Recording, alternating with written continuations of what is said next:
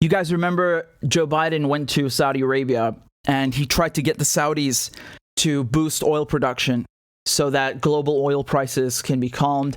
On the one hand, you have the whole planet emerging from the pandemic, and there's inflation, but the real crux of the issue, it's the sanctions against Russia, because the West desperately needs oil. Okay, the United States dollar, all of its value is derived from oil transactions being denominated in that currency, in US dollars. And, so if the supply of oil is not stable and people are not selling it in US dollars on top of that, which is what we're seeing happen with India and Russia and so on, that's bad for the US dollar. However, the issue with the Europeans is that they've banned Russian gas and oil. Right, so there's a ban coming in effect on December 5th, and they're way more screwed. But nevertheless, Biden went there and he got a slap in his face because he couldn't get the Saudis to give him more oil. Now, on top of that, there's a second slap in the face. Right, so Biden has been slapped in the face a second time. I'll show you the headline here from Reuters. OPEC Plus agrees deep oil production cuts. So let me explain what happened. OPEC Plus. So remember, we're talking about the petroleum exporting countries, and Russia is not in OPEC, but it's in OPEC Plus. OPEC Plus agreed steep oil production cuts on Wednesday at their headquarters in Vienna, curbing supply in an already tight market and causing one of its biggest clashes with the West, as the U.S. administration calls the surprise decision short-sighted. OPEC's de facto leader, Saudi Arabia, said the cut of 2 million barrels per day of output, which is basically 2% of the global oil supply, was necessary to respond to rising interest rates in the West and a weaker global economy. I'll show you a clip in a second, but they're very angry at this. So not only they won't produce more oil, they're even cutting production and raising prices. Okay. And this is bad because Saudi Arabia is a client state of the Americans, right? So since the end of World War II, you've had a standing, arrangement between the Saudis and the Americans that as long as Saudis sell oil in US dollars and they back that currency, then the Americans will give them weapons and military assistance in exchange. Now Saudi Arabia is not playing ball. And I told you that this wasn't looking good already a few months ago, because the Saudis were talking with China about doing the oil sales in renminbi instead of dollar. So that was already one of the telltale signs. And then when Biden went there and they wouldn't increase oil production, I told you it's getting bad. And this is really angering the Americans, because you're supposed to do what you're told when you're a client state. Let me show you this clip here. This is a journalist asking at a conference on Wednesday, confronting the Saudi energy minister. Your Royal Highness, I want to kick off by asking you specifically a question that I asked to Vladimir Putin a year ago. Are you using energy as a weapon? It was a question that he denied, but there are people in Washington and in the White House who right now are looking at the cuts that OPEC Plus is making, and they are saying that this is an aggressive move by OPEC. And they're very, very curious to understand why this organization that they call a cartel is moving against the United States and Europe. And Mr. Secretary General, to follow on to that, when I spoke to you just a couple of months ago, you said you had an open door policy to European policymakers. Have they entered that door? Are you having those conversations with them? Because I have to tell you, there is a huge narrative coming from the West right now that OPEC, as you say, a band of brothers, but as they would say, a cartel, is attempting to hold the world hostage, just as Vladimir Putin has done when it comes to energy prices. Thank you, gentlemen. Sorry to cut the energy minister off, but do you see how Western journalists, they suddenly grow a pair of balls when they're speaking to foreign dignitaries? Funny, right? They never called OPEC a cartel before. Show me where is the act of belligerence. That's what he said. Show me where is the act of belligerence, period. Thank you, gentlemen. show me where is the act of belligerence, period. Secretary General. Wow. Your Royal Highness, and back to your question, yes, I did say we have an open door. We have an open door. I'm waiting for someone to knock on that door. That's all I can say. And you're still not getting anyone knocking on that door? Because a lot of folks would say that by this action, by these cuts, you are endangering global energy markets, you are endangering the global economy. What's the response there, sirs? We are not endangering the energy markets. We are providing security, stability to the energy markets. At a price. Everything has a price. Energy security has a price as well. Man, that was quite the smackdown. I mean, again, I'm no fan of big oil, but that was funny.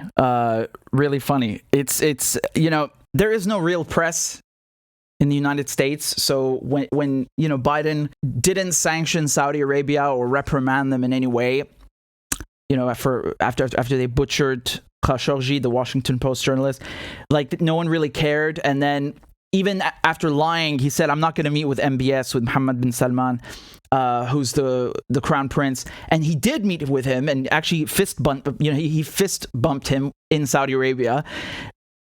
That doesn't matter, you know. And the genocide in Yemen, never mind the genocide in Yemen. But now, because they won't increase oil production, now suddenly these journalists, they had like gross spine, and they're like, what are you doing? You're attacking America. Wow. Impressive. This is Biden's response. So Biden is disappointed by OPEC's short-sighted decision to cut production quotas while the global economy is dealing with the continued negative impact of Putin's invasion of Ukraine. Down here, it says Biden faces low approval ratings ahead of midterm elections due to soaring inflation and has called on Saudi Arabia to help lower the prices. That's one of the real reasons. Okay. You know, the blowback from the sanctions is not exactly Russia's fault. It's Europe and America's fault, because they are the ones who started, you know, banning Russian gas, banning Russian oil and petroleum products, and putting a price cap on Russian oil sales internationally. That's the G7 that wants to do that. So, you know, I don't understand this, that Russia's weaponizing energy. It's actually the other way around. They're weaponizing energy against Russia and trying to cut revenue. And they've been playing so much with this. They're tinkering. Well, tinkering is too mild. They're sabotaging the market intentionally, and now, you know, their ally, their client state, is not coming to the rescue. So that doesn't bode well for them, because, you know, the Americans, they're used to sanctioning Venezuela, which used to provide the U.S. with a lot of oil 20 years ago. One of their top, you know, Venezuela would export a lot of its oil to the U.S. and it represented a substantial amount of U.S. Oil imports. But then when they started sanctioning it, they stopped bringing in the Venezuelan stuff, and then they sanctioned Iran, and they took that as well off the global oil market. So Venezuela's gone, Iran's gone, and now they thought they could do the same thing with Russia, but because Russia is linked, its production of oil and its economy is interlinked with the European economy so much that didn't work out. And this is the blowback. The biggest thing that you should understand from all this is not that there's going to be a cut in oil production. It's that the Saudis are sticking it to the Americans. That is the main point here, and that is what is... I would say that it's quite unprecedented for OPEC, not just the Saudis, but for OPEC to do that. And the Saudis are only interested in looking out for their own self-interest. They don't care about sticking it to the Americans for the sake of screwing them. It's not about that. It's more about them looking out for their own self-interest. And the Saudis can see right now that the West is in decline. They've asked to join BRICS. So BRICS is the collective of Brazil, Russia, India, China, South Africa, the emerging economies who make up a good chunk of the world economy and population. So you can see the Saudis distancing themselves away from the West. That is what you should understand about this. Yeah? Again, this is what I've been telling you since the beginning of the war, which is that this is not just about what's happening in Ukraine. It's what's happening outside of Ukraine. The ripple effect, the global consequences are huge. They're absolutely huge. Every single one of these things is connected. It's all, everything is intertwined. And just on the cut, the actual cut is not going to be 2 million barrels per day. It's close to 1 million, okay? Because look at this. The cut of 2 million barrels per day is based on existing baseline figures. That means that the cuts would be less deep, actually, since OPEC Plus fell short by 3.6 million barrels a day in its August output target. Okay, so this underproduction was due to Western sanctions on countries such as Russia, Venezuela, Iran, and output problems with producers such as Nigeria and Angola. Prince Abdulaziz said the real cuts would be, around 1 million barrels per day, not 2. What's that doing to the prices? Let's see. Well, benchmark Brent crude rose above 93 barrels per day on Wednesday, so that's not as bad as it used to be. If I just go and show you here. Back in March, oil prices were $139 a barrel, the highest since 2008. Okay, so why did that happen? It didn't happen because the Russians invaded Ukraine. It happened because the Americans said, we are thinking of banning Russian oil products. And then when they actually went ahead and banned the Russian oil products, which means when the Americans sanctioned that means most of the planet can't buy it anymore without fear of being punished. So the Americans threatened to ban Russian oil, and then they went ahead and banned Russian oil. They actually did it, and that is what sent the prices soaring. And when you looked at that together, so this is, it's just funny to me. Like, they're trying to blame everything on Russia. No. This is decades of sanctions coming back and blowing up in their faces. And the real reason, of course, Biden has midterm elections that are coming up now. The Democrats are, I don't know what's going to happen, but I don't think it's going to be good. People are paying $4, $5, $6 a gallon. The inflation plus the sanctions is destroying. They've already got it quite bad in Europe, but it doesn't mean that it's easy in America. And just shows you the stupidity of the sanctions and how it's blowing up in their faces. But in response, this is what they're doing. Biden's releasing 10 million barrels from their strategic oil reserve in response to OPEC cutting the 2 million per day. Okay, so again, I don't think that's going to help them in the long term, because if Saudi Arabia is distancing itself from the West, and again, this could be temporary. They could very well, rekindle their relationship in a few months, years, who knows? But this is pretty big. This is pretty heavy. And remember, OPEC Plus, they can't make a decision without Russia. So, the idea that the Russians would allow OPEC Plus to do something against their own self-interest makes no sense. And the Saudis, and of course, remember the UAE, who are, they're hand in hand. They're showing the West that they're not confident in the long term, and they want to be with Russia and China. That is significant. That is huge. And Biden really got slapped in the face again. And you know what they're saying now? This made me laugh.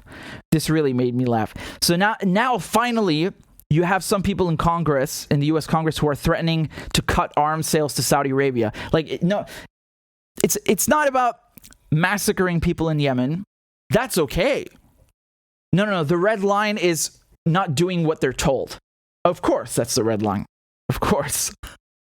So the American, what they did now, what Biden administration did, I think it was Janet Yellen, who's the head of the Treasury, and the special envoy to Lebanon and Israel, who's been mediating the Karish gas field issue, Amos Hochstein. So Hochstein and Janet Yellen, they've been talking with the Saudis and trying all sorts of means, basically threatening them that, you're going to risk the relationship with the United States if you don't do this.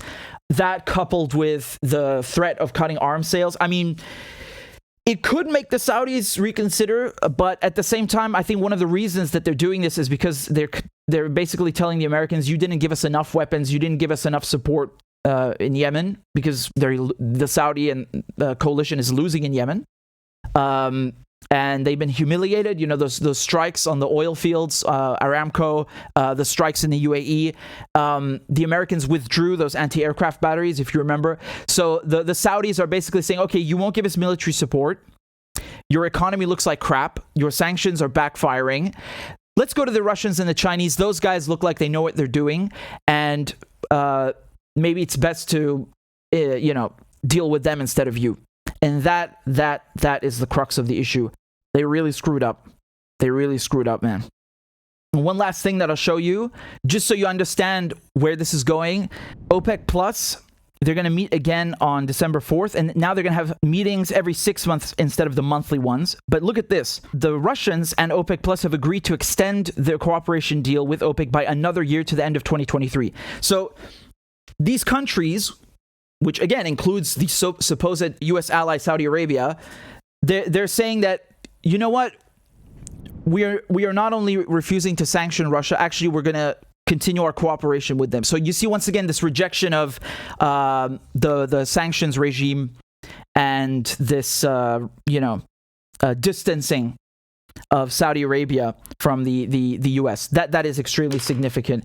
But again, don't get your hopes up. I don't think they're suddenly going to start supporting the Palestinians and the rest of the Arab world and so on. I would not hold my breath. No.